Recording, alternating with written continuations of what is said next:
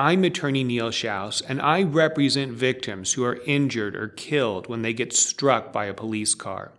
Every year, this happens to thousands of innocent drivers and pedestrians. People often ask me, if I get hit by a police car, who is responsible? Who can I sue in this situation? The answer is that we can often sue the individual officer who was driving, the police agency, the city, or the county.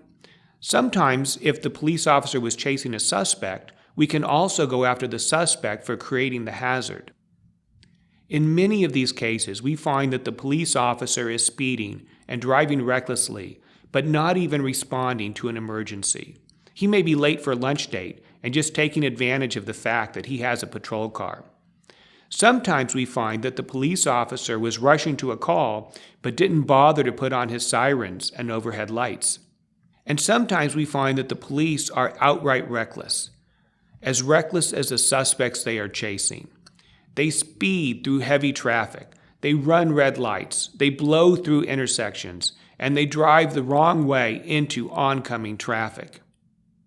Of course, it's important for police to respond to emergencies and apprehend suspects, but it's also important to respect the safety of innocent people in the crossfire.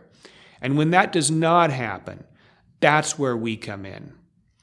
If you or a loved one has been injured or killed by a police car, we invite you to call us here at Schaus Law Group.